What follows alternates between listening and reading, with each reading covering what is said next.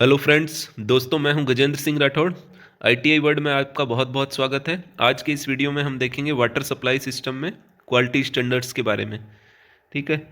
अभी कुछ दिन मैं आउट ऑफ स्टेशन था, तो लैपटॉप भी साथ में नहीं था, तो आज से फिर हम आगे रीस्टार्ट कर रहे हैं। आपकी कोई भी क्वेरी कमेंट करके आप बता सकते हैं। ठीक है। वाटर क्वालिटी स्टैंडर्ड, क्या क्या क्वालिटी पैरामीटर्स हम वाटर में देखते हैं, जल में। ठीक है, उससे रिलेटेड चीज़ें हम देखेंगे। ओनली इम्पॉर्टेंट पॉइंट ही हम कवर कर रहे हैं इसमें, जो कि डायरेक्टली इनसे रिलेटेड एमसीक्यूज पेपर में पूछे जाते हैं। वाटर क्वालिटी स्टैंडर्ड में देखिए, जल के विभिन्न उपयोगों के लिए उसकी उपयुक्तता निर्धारित करने के लिए जो मेन पॉइंट्स हैं उनको हाईलाइट किया गया है। भौतिक, फिजिकल, रासायनिक, केमिकल और जैविक पैरामीटर का उपयोग किया जाता है। तो physical, chemical and organic parameters के बारे में देखेंगे, कौन कौन से होते हैं, उनके नाम, उनका क्या महत्व है, उनकी क्या वैल्यूज़ है, कौन से इंस्ट्रूमेंट उनको चेक करने के लिए यूज़ किए जाते हैं। ठीक है। इन मानकों के आधार पर जल की स्वच्छता एवं सुरक्षा की जांच होती है। भारत में IS 10500 2012 के अकॉर्डिंग मानकों का पालन किया जाता है, ताकि पेयजल की गुणवत्ता सुनिश्चित की जा सके। पानी की गुणवत्ता का मूल्यांकन करने के लिए निम्नलिखित पैरामीटर का उपयोग किया जाता है। अभी वन बाय वन देखते हैं। फिजिकल पैरामीटर देखिए। आपको फिजिकल पैरामीटर में कौन कौन से वाटर रिलेटेड क्वालिटी स्टैंडर्ड्स हम चेक करते हैं, उनका नाम क्लियर होना चाहिए। ठीक है। उसी प्रकार आपको केमिकल और ऑर्गेनिक में कौन कौन से पैरामीटर। ठीक है। तो फिजिकल पैरामीटर, ये पैरामीटर पानी के दृष्टिगत गुणों से संबंधित होते हैं, जैसे कि उसकी स्पष्टता, रंग, तापमान और गंध। तो फिजिकल में देखिए आपका सस्पेंडेड सॉलिड, टर्बिडिटी, कलर, ये सब इसके अंदर आते हैं। तो सबसे फर्स्ट देखिए, ए दिया है सस्पेंडेड सॉलिड। जल में पाए जाने वाले तत्व जैसे कीचड़, रेत, सीलों, पौधों के रेशे, तेल, शैवाल आदि, ये सब सस्पेंडेड सॉलिड्स के फॉर्म है। ठीक है। आमतौर पर निलंबित ठोस पदार्थ, सस्पेंडेड सॉलिड मीन्स हिंदी में निलंबित ठोस पदार्थ, कुओं जैसे भूमिगत जल स्रोतों में नहीं होते हैं।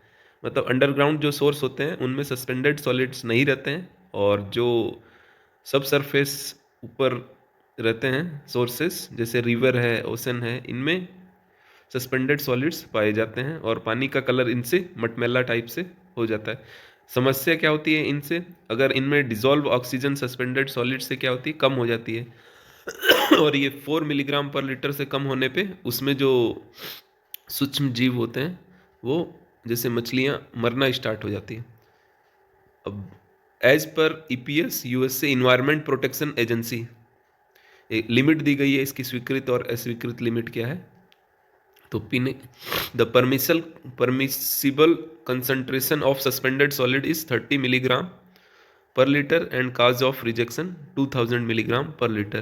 तो सस्पेंडेड सॉलिड की जो लिमिट है स्वीकृत 30 मिलीग्राम पर लीटर है, और किसी भी रीजन से 2000 मिलीग्राम पर लीटर से ऊपर होता है तो उसका यूज़ नहीं करते हैं, उसे रिजेक्ट कर दिया जाता है। मेजरमेंट की विधियां देखिए इसमें।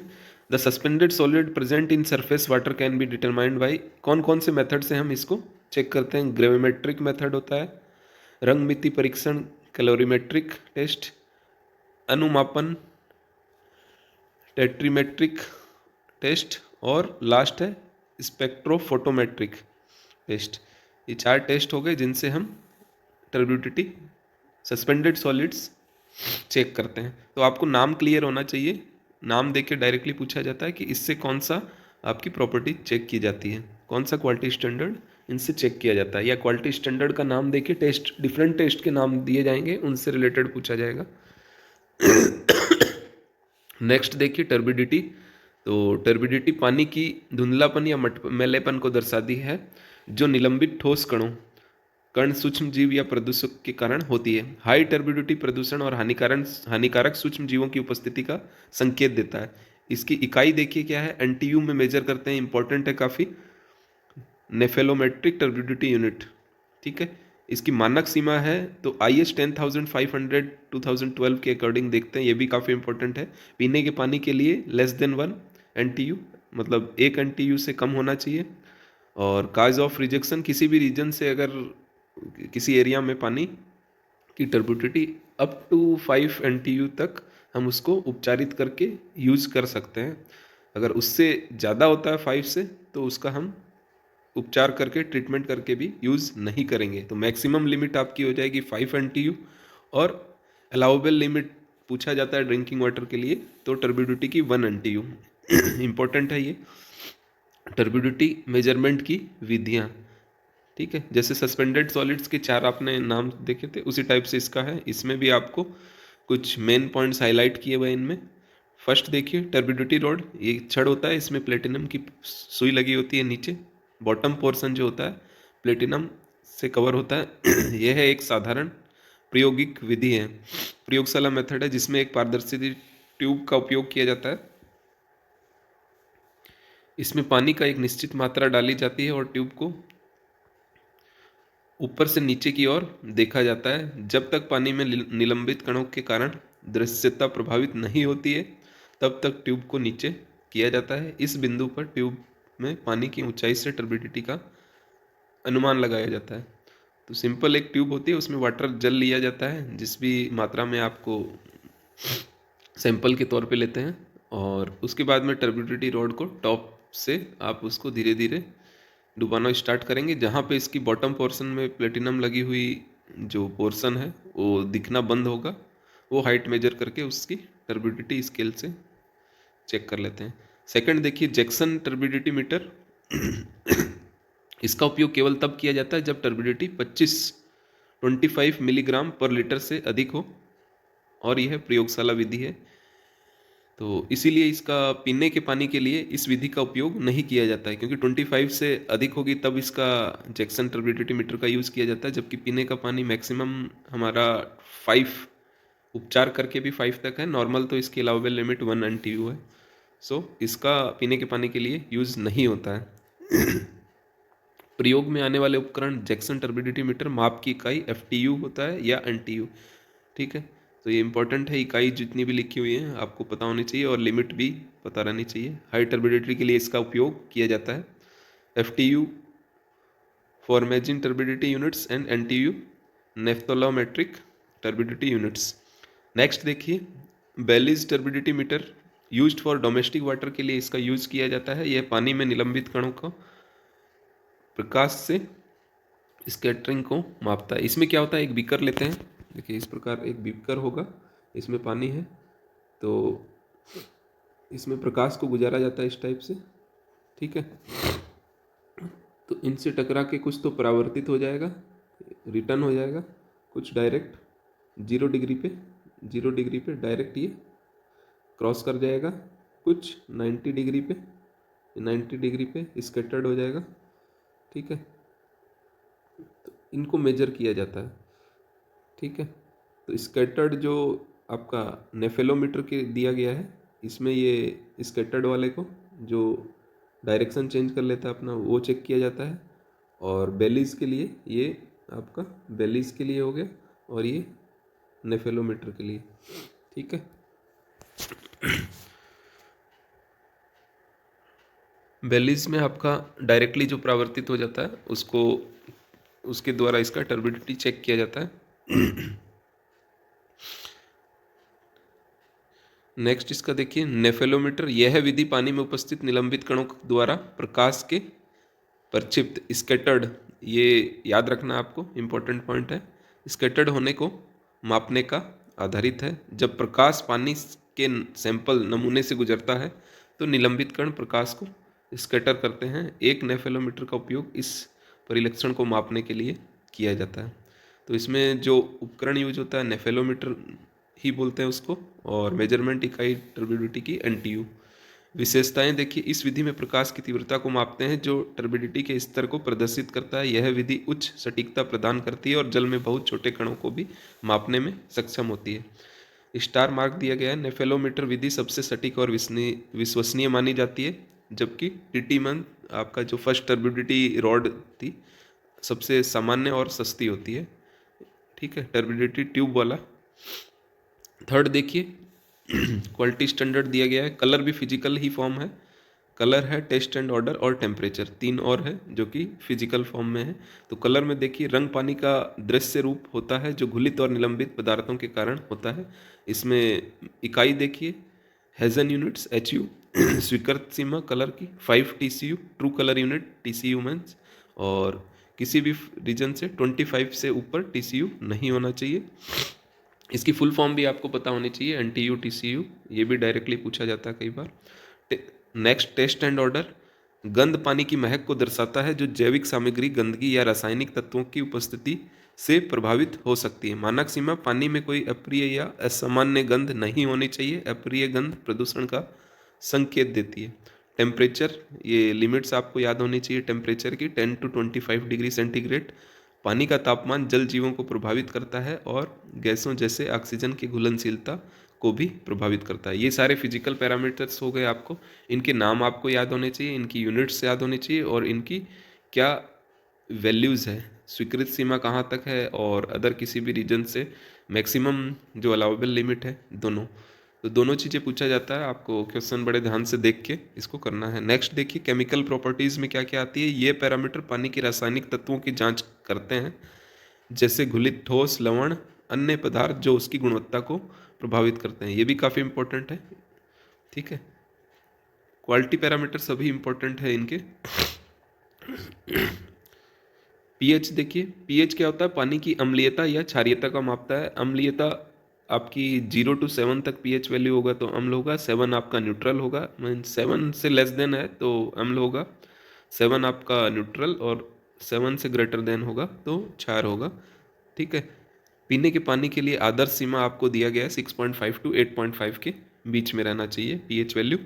महत्व देखिए, बहुत उच्च या निम्न पीएच जल को संचारक या स्केल निर्माण करने वाला बना देता है। उसमें कोरोजन क्रिएट होने लगेगा या स्केल डिपॉजिट होने लगेगा, जिससे पाइपलाइन और उपकरण प्रभावित हो सकते हैं।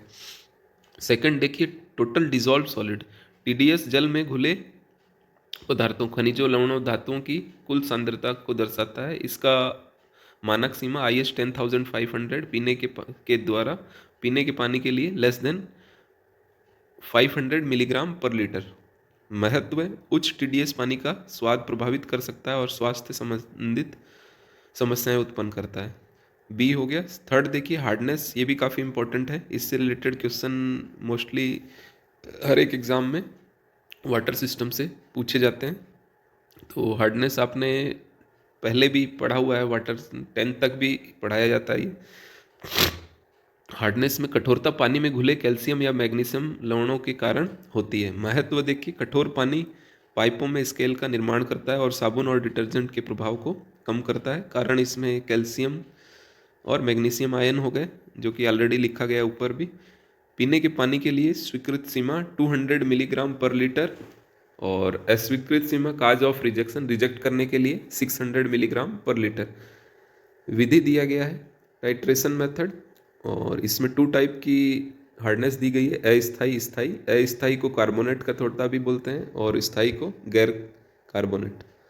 तो अस्थाई कठोरता या कार्बोनेट कठोरता देखिए, अस्थाई कठोरता वह कठोरता है जो जल में घुली हुई बाइकार्बोनेट्स, इसको आप सही कर लेना, बाइकार्बोनेट्स आयन के कारण होती है। यह इस प्रकार की कठोरता उबालने से समाप्त हो जाती है, क्योंकि इस प्रक्रिया में बाइकार्बोनेट, ये टाइपिंग एरर है, इसको करेक्ट कर लेना, बाइकार्बोनेट आयन बदलकर कार्बोनेट आयन में परिवर्तित हो जाते हैं जो पानी में प्रक्षिप्त हो जाते हैं। जैसे इसमें स्थायी कठोरता में CaCO3, MgCO3 और कैल्शियम बाइकार्बोनेट, मैग्नीशियम बाइकार्बोनेट दिए गए हैं।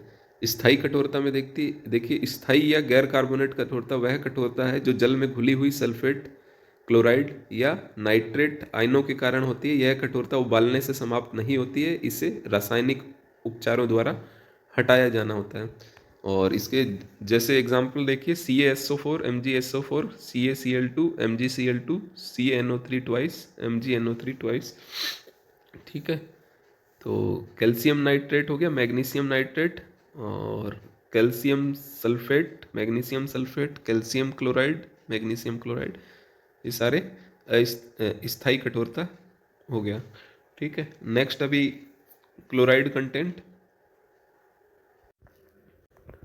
क्लोराइड लवण होते हैं जो पानी में उच्च मात्रा में होने पर स्वाद को प्रभावित करते हैं और जल आपूर्ति संरचनाओं में जंग लगा सकते हैं। महत्व देखिए, हाई क्लोराइड स्तर पानी का स्वाद प्रभावित करते हैं और पाइपलाइनों को क्षतिग्रस्त कर सकते हैं।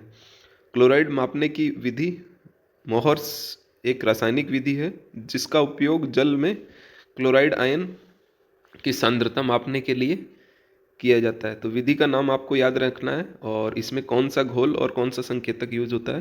तो घोल में आपका सिल्वर नाइट्रेट AgNO3 और पोटेशियम क्रोमेट का संकेतक का प्रयोग किया जाता है।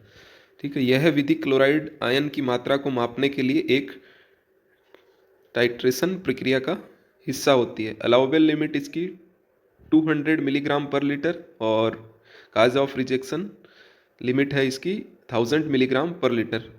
ठीक है, नेक्स्ट देखिए नाइट्रोजन सामग्री। तो ये 4 टाइप्स के अलग अलग है। ऑर्गेनिक नाइट्रोजन, तो इसकी लिमिट है 0.3 milligram per litre. Ammonia nitrogen, ठीक है, organic nitrogen 0.3, ammonia nitrogen 0.15 milligram per litre से अधिक नहीं। नाइट्राइड, यह आंशिक अपघटन को दर्शाता है और इसकी अनुमेय सीमा, यह काफ़ी डेंजरस होता है वाटर में, तो 0 से बिल्कुल नहीं होना चाहिए ये। ठीक है, 0 milligram per litre. It indicates partial decomposition, इसको इंग्लिश में कन्वर्ट किया गया है। Permissible limit should not be greater than 0 milligram per litre. ठीक है, NO2 माइनस प्लस ऑक्सीजन, तो NO3 फॉर्म हो गया इसमें, नाइट्राइड। नेक्स्ट देखिए 14 नाइट्रेट। नाइट्राइड और नाइट्रेट दोनों डिफरेंट है। तो फोर्थ है नाइट्रेट। नाइट्रेट्स जल में कृषि अपशिष्ट या सीवेज से आते हैं। मानक सीमा इनको IS 10500 के अकॉर्डिंग पीने के पानी के लिए आपका less than 50 milligram per litre, कहीं कहीं 45 भी लिखा है इसमें। ठीक है, नाइट्रेट की लिमिट।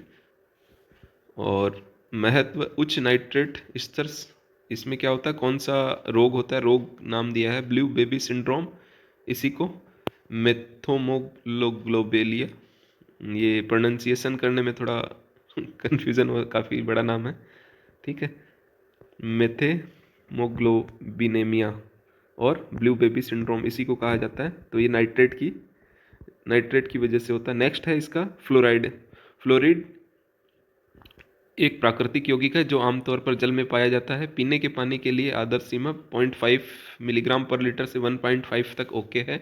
ठीक है, स्वीकृत सीमा तो 1 मिलीग्राम पर लीटर है, बट उस अप टू 1.5 तक उसको उपचारित करके यूज़ किया जा सकता है। और कॉज ऑफ रिजेक्शन है 1.5 मिलीग्राम पर लीटर से होता है ऊपर, तो उसको अस्वीकृत सीमा हो जाती है कॉज ऑफ रिजेक्शन। इसका महत्व देखिए, फ्लोरिड दांतों की सड़न को रोकने में मदद करता है अगर सही मात्रा में है, लेकिन अधिक मात्रा में होगा तो फ्लोरोसिस हो जाता है। 5 मिलीग्राम पर लीटर से अधिक अगर फ्लोराइड है तो बोन फ्लोरोसिस और हड्डियां कमज़ोर होने लगती है। नेक्स्ट देखिए क्वालिटी पैरामीटर आयरन है, इसी में केमिकल में ही। तो लोहा एक प्राकृतिक धातु है जो मुख्य रूप से भूमिगत जल में पाया जाता है। इसकी मानक सीमा देखिए, पीने के पानी के लिए less than 0.3 milligram per litre. महत्व देखिए इसका, उच्च लोहा सामग्री पानी को रंगीन बना सकती है और कपड़ों और पाइपों पे दाग लग जाएगा उससे। नेक्स्ट है फास्फोरस। फास्फोरस पहले से ही हमारे शरीर में मौजूद होती है, इसलिए इसका सेवन स्वास्थ्य के लिए कोई विशेष खतरा नहीं होता है। यह मुख्य रूप से गंदे पानी में बढ़ता है और फास्फोरस की अधिक मात्रा में पानी में उपस्थित होना जल में जलीय पौधों की तीव्र वृद्धि को बढ़ावा देता है। फास्फोरस ज़्यादा मात्रा में होगा तो क्या होगा, जल होगा उसमें, जो जलीय पौधे होंगे जल्दी ही बढ़ेंगे, उनका ग्रोथ जल्दी होगा। तो इसे इलेक्ट्रोफिकेशन कहा जाता है, जो जलाशयों में ऑक्सीजन की कमी पैदा कर देता है। तो जलीय पौधे बहुत ज़्यादा तेज़ी से बढ़ेंगे तो उसमें जलाशयों में ऑक्सीजन की कमी हो जाती है और इसको, जो पौधों की ग्रोथ फास्फोरस ज़्यादा होने से तेज़ी से बढ़ती है, तो इसे इलेक्ट्रोफिकेशन कहते हैं। ये टर्म याद रखना आप। फास्फोरस की अधिकता जल में कोगुलेशन में समस्याएं उत्पन्न कर सकती है, क्योंकि यह जो जल ट्रीटमेंट करते हैं के दौरान फ्लोकुलेशन और सॉलिड लिक्विड सेपरेशन की प्रक्रिया को प्रभावित करता है। फ्लोकुलेशन क्या रहता है, आप अगर कोई डीएम डीएम वाटर जो हम ट्रीट करते हैं रॉ वाटर से, तो उसमें एक प्रक्रिया आती है बीच में, फ्लोकुलेशन। जो भी पावर सेक्टर थर्मल इंडस्ट्री में है या अदर इंडस्ट्री में जहाँ पे डीएम प्लांट दिया गया है, तो उनको ये क्लियर होगा, टर्म पहले से नॉन होगा। ठीक है। मेटल्स देखिए नेक्स्ट। मेटल में नॉन टॉक्सिक और टॉक्सिक। तो नॉन टॉक्सिक में कैल्शियम एक सामान्य, आवश्यक और गैर विषैले धातु है जो शरीर के लिए उपयोगी रहता है। टॉक्सिक में देखिए सीसा, कैडमियम, आर्सेनिक और मरकरी जैसे धातु विषैले होते हैं। इनकी अधिकता सीमा जल में स्वास्थ्य के लिए खतरनाक होती है और इसका अधिकतम स्तर जल में स्वास्थ्य समस्याएं पैदा कर सकता है। इससे क्या होता है, ज़्यादा मात्रा होगी तो तंत्रिका तंत्र, गुर्दे, हृदय पर निगेटिव इफेक्ट, नकारात्मक प्रभाव पड़ता है। डिजॉल्व गैसेज, ये लास्ट है इसका केमिकल प्रॉपर्टीज़ में। इसमें H2S, CO2, CH4 मेनली रहते हैं। इसके अलावा भी कुछ होते हैं, बट जो आपके एग्जाम पॉइंट ऑफ व्यू से आपको कवर किया गया कंटेंट ओनली। तो H2S क्या होता है, ये सड़े हुए अंडे जैसी गंध उत्पन्न करता है। उत्पन्न गंध करने वाली गैस पानी में जैविक अपघटन के कारण आती है और इसे एरिएशन प्रक्रिया से हटाया जाता है। तो एरिएशन प्रक्रिया भी डीएम प्लांट जो होता है, जहाँ पे रॉ वाटर से डीएम ट्रीटमेंट करके वाटर को डीमिनरलाइज वाटर बनाया जाता है, वहाँ पे एरिएशन एरेटर्स लगे होते हैं। ठीक है। उसमें वाटर के सभी पार्टिकल्स को एयर के संपर्क में लाया जाता है। एक सीढ़ी नुमा स्टेप्स स्ट्रक्चर बना होता है, उसमें सेंटर से पानी को टॉप में ले जाके छोड़ते हैं, जिससे वो स्टेप बाय स्टेप डाउन आता है और उसमें ये प्रक्रिया एरेशन कहलाती है। ठीक है। CO2 जैविक गतिविधि द्वारा उत्पन्न गैस है जो पानी की पीएच को प्रभावित कर सकती है। CH4 विस्फोटक गैस जो पानी में जैविक अपघटन से उत्पन्न होती है और इसके अत्यधिक स्तर से ज़्यादा होगी तो खतरा हो सकता है। विघटित गैसों को पानी उपचार संयंत्र में एरिएशन प्रक्रिया द्वारा हटाया जाता है ताकि पानी की गुणवत्ता को बनाए रखा जा सके और जल में किसी प्रकार की जैविक गतिविधि से उत्पन्न समस्याओं को रोका जा सके। ये दो पार्ट हो गए इसका। लास्ट है थर्ड, बायोलॉजिक ऑर्गेनिक मैटर्स। तो जल्द से देखेंगे, इसके बाद इनसे रिलेटेड इंपॉर्टेंट सैम्पल MCQs देखेंगे, जिससे आपको क्लियर हो जाए किस टाइप से एग्जाम में क्वेश्चंस बनते हैं। तो ऑर्गेनिक मैटर्स, ये पैरामीटर सूक्ष्म जीवों या रोग जनकों की उपस्थिति का माप करते हैं और स्वास्थ्य के लिए जोखिम पैदा करते हैं। BOD टर्म काफ़ी इंपॉर्टेंट है, बायोकेमिकल ऑक्सीजन डिमांड। इसका फॉर्मूला दिया गया है। BOD5 और BOD अल्टीमेट दो रहता है। तो BOD5 में क्या होता है, initial dissolve oxygen DOI minus dissolve oxygen future F into dilution factor. शुरू में क्या थी और जब मेजर कर रहे हैं उस समय क्या है, दोनों का difference into dilution factor. BOD5 इसका टर्म देखिए, डेफिनेशन देखिए, 5 दिन में 20 डिग्री सेंटीग्रेड पर बैक्टीरिया द्वारा जैविक पदार्थ को विघटित करने की लिए आवश्यक ऑक्सीजन। ये इंपॉर्टेंट है काफ़ी, डायरेक्टली पूछा जाता है। और जैविक रोगजनक बायोलॉजिकल पैथोजेंस के नाम दिए गए हैं और उससे कौन सा रोग होता है। ठीक है। रोगाणुओं के नाम दिए गए हैं आपको, बैक्टीरिया, वायरस, प्रोटोजोआ, हेलमिथ्स। तो इनसे कौन सा रोग होता है वो आपको इम्पोर्टेंट है काफ़ी। रोग का नाम देके किससे होता है ये पूछा जाता है, या आपको रोगाणु के नाम दे देंगे उनसे कौन सा रोग होता है। तो बैक्टीरिया से टाइफाइड, हैजा। ठीक है। वायरस से आपका पोलियो, हेपेटाइटिस। प्रोटोजोआ से आपका डिसेंट्री, पेचिस या दस्त और गैस्ट्रो गैस। हेलमिंथ से आपका कृमि, वार्म्स। नेक्स्ट देखिए, ऑर्गेनिक मैटर्स में ऑर्गेनिक पदार्थों के कारण जल में बैक्टीरिया की जनसंख्या बढ़ जाती है और विघटित गैसों का स्तर कम हो जाता है और यह 4 ppm तक हो सकता है। ऑर्गेनिक पदार्थ 2 टाइप के दिए गए हैं, बायोडिग्रेडेबल, नॉन बायोडिग्रेडेबल। इनका एग्जाम्पल दिया गया है। बायोडिग्रेडेबल में आपका प्रोटीन, वसा, कार्बोहाइड्रेट ETC। और नॉन बायोडिग्रेडेबल में आपका एग्जाम्पल्स में प्लास्टिक, केमिकल्स आदि। COD का माप बायोडिग्रेडेबल और नॉन बायोडिग्रेडेबल दोनों प्रकार के ऑर्गेनिक पदार्थों को विघटित करने के लिए आवश्यक ऑक्सीजन को दर्शाता है। इसे 100% ऑर्गेनिक पदार्थों के विघटन के लिए आवश्यक ऑक्सीजन के रूप में मापा जाता है। BOD biochemical oxygen demand. BOD का माप यह दर्शाता कि बैक्टीरिया को जल में ऑर्गेनिक पदार्थों के विघटन के लिए कितनी ऑक्सीजन की आवश्यकता होती है। BOD5 का माप विशेष रूप से 5 दिनों में 20 डिग्री सेंटीग्रेड पर बैक्टीरिया के लिए आवश्यक ऑक्सीजन की मात्रा को दर्शाता है। BOD5 आपको ऊपर भी बताया गया था, अभी सिमिलर है। इम्पोर्टेंट है काफ़ी। बीओडी मेजरमेंट का फॉर्मूला रिपीट हुआ फिर से। इनिशियल डिजॉल्व ऑक्सीजन कितनी है और जब मेजर कर रहे हैं फ्यूचर या प्रेजेंट डिजॉल्व ऑक्सीजन, दोनों का डिफरेंस इनटू डाइल्यूशन फैक्टर। ठीक है, डाइल्यूशन फैक्टर का बताया गया formula final volume divide by sample. Sample में कुछ मिक्स करते हैं इसलिए फाइनल वॉल्यूम डिफरेंट होगी और सैंपल की वैल्यू अलग होगी, इससे dilution factor. Water quality parameters को आपको टेबल फॉर्म में दिया गया है, जो कि डायरेक्टली एमसीक्यू फॉर्म में कन्वर्ट करके पूछा जाता है, तो इनको आप याद कर लेंगे। ठीक है, इस बार क्या है, जो 2018 से 2024 का सिलेबस बनाया गया है, इसमें बैलेंस किया गया है। इसमें सिविल का पोर्शन लास्ट टाइम काफ़ी कम था, इस बार इसको इक्वल किया गया है, तो इससे भी आपके अप्रॉक्सीमेट 30 या more than 30 MCQs total civil portion third portion से आने की संभावना है या आएंगे, श्योर है। लास्ट टाइम आपका इलेक्ट्रॉनिक्स इलेक्ट्रिकल और आईटी वाले पोर्शन से आपका more than 50% questions only in topic से रिलेटेड थे। इस बार मैकेनिकल और सिविल पोर्शन भी आपको बैलेंस किया गया है साथ में।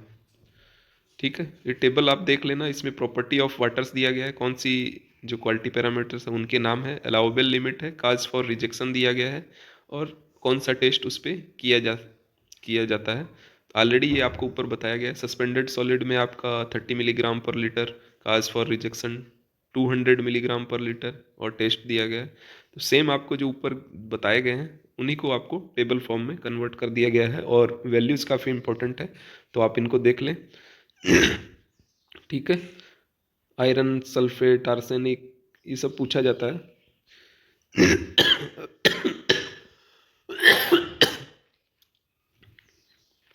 अभी एमसीक्यू देखते हैं कुछ इंपॉर्टेंट, जल्दी जल्दी देखते हैं। वह यंत्र जिसमें जल के नमूने से गुजरते समय प्रकाश के बिखरने के रूप में टर्बिडिटी मेजर की जाती है, तो कौन सा होता है? स्कैटर्ड वाला आपको बताया गया था। बेलिस इसमें दिया गया नहीं है, वो स्कैटर्ड नहीं होता है, इसमें नेफेलोमीटर से ये मेजर किया जाता है। ठीक है, सेकंड देखिए, how can high turbidity of water be determined. तो हाई टर्बिडिटी के लिए आपको बताया गया था 25 से ग्रेटर देन होता है तो जैक्सन टर्बिडिटी मीटर का उपयोग किया जाता है, सी राइट हो जाएगा। Turbidity in water is due to, turbidity किन के कारण होता है? फंगी के लिए, फंगी, एल्गी, ऑर्गेनिक सॉल्ट्स, इनसे तो होगा नहीं, कोलाइडल पार्टिकल्स के कारण टर्बिडिटी होता है। ठीक है, फोर्थ देखिए, मैक्सिमम परमिसिबल लिमिट पूछा गया है ड्रिंकिंग वाटर के लिए।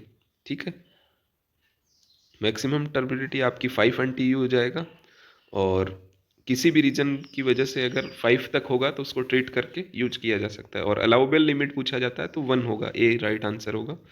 5 देखिए, which one of the following would contain water with maximum amount of turbidity. Turbidity आपको बताया गया था सरफेसियल रिवर्स में सबसे ज़्यादा होगा। ठीक है। 6 देखिए, suspended solid should not be present in water because, जब जल में निलंबित पदार्थ नहीं होने चाहिए, क्योंकि नहीं होने चाहिए। एक तो इस सौंदर्य की दृष्टि से अप्रिय है, वे जैविक और रासायनिक एजेंटों के लिए अवशोषण स्थल बना प्रदान करता है, वह मेलापन प्रदान, तो उपयुक्त सभी हो जाएगा इसका राइट आंसर। 7 देखिए, a higher COD value in water indicates, ज़्यादा सीओडी होगा तो हाई ऑर्गेनिक पॉल्यूशन पॉपुलेशन होगा, उच्च जैविक पॉल्यूशन हो जाएगा। ठीक है। 8 देखिए, BOD measures the amount of oxygen required to, ठीक है, बीओडी उस ऑक्सीजन की मात्रा को मापता है जो सूक्ष्म जीवों द्वारा जैविक पदार्थ को स्थिर करता है, तो सी इसका राइट आंसर हो जाएगा, stabilize organic matter by microorganisms. 9th देखिए, the standard duration for BOD measurement, ये आपको बताया गया था 5 डेज में 20 डिग्री सेंटीग्रेड पे। 10th देखिए, COD test is use to measure, COD test से हम दोनों बायोडिग्रेडेबल और नॉन बायोडिग्रेडेबल ऑन जैविक और अजैविक पदार्थ दोनों का मेजरमेंट किया जाता है। 10th हो गया। 11 देखिए, in the BOD test why is the water sample kept in the dark, अंधेरे में सैंपल को क्यों रखा जाता है? टू अवॉइड एल्गल फोटोसिंथेसिस, प्रकाश संश्लेषण न हो शैवाल का, उसके लिए इसको अंधेरे में रखा जाता है। Standard BOD is measured eight, तो 5 डेज 20 डिग्री सेंटीग्रेड। नेक्स्ट है, how much is the maximum permissible fluorine content. Domestic supply के लिए फ्लोरीन कंटेंट पूछा गया आपका, तो मैक्सिमम पूछा है तो 1.5 होगा, अलाउबल रहता है तो 1 रहता है, तो 1.5 ppm मैक्सिमम पूछा गया है। कौन सा IS स्टैंडर्ड पूछा गया आपको ड्रिंकिंग वाटर के लिए, आपको स्पेसिफिकेशन प्रोवाइड करता है, तो IS 10500 2012 इंपॉर्टेंट है काफ़ी ये। सभी सैम्पल MCQs जो आते रहे हैं पेपर्स में वही लिए गए हैं। As per IS 10500 2012 the permissible limit of total dissolve T, TDS की परमिसिबल लिमिट मैक्सिमम पूछा गया है इन milligram per litre in drinking water in absence of an alternate source. तो ये इंपॉर्टेंट लिखा गया है, इन absence of an alternate source नहीं है तब परमिसिबल लिमिट पूछा गया है। तो इसके लिए ये आंसर, ये टाइपिंग एरर हो गया आपका। अगर 2000 इसका राइट आंसर होगा, C हाईलाइट किया गया है और आंसर में D टाइपिंग से। D आपका तब होगा जब अल्टरनेट सोर्स नहीं, मैक्सिमम डायरेक्टली पूछा जाता है तो फिर आपका 500 होगा। बट अगर अल्टरनेट सोर्स कोई भी उपलब्ध नहीं है तो उस केस में आपका अप टू 2000 तक ट्रीटमेंट करके यूज़ कर सकते हैं। अगर 2000 या उससे ज़्यादा होता है तो काज ऑफ रिजेक्शन हो जाएगा। ठीक है, तो मैक्सिमम इसको आप करेक्ट कर लें, C रहेगा इसका 15 का। Blue baby disease found in infants due to excessive nitrate की वजह से ब्लू बेबी डिजीज, या दूसरा नाम भी इसका दिया गया था M से, उसे आप देख लेना।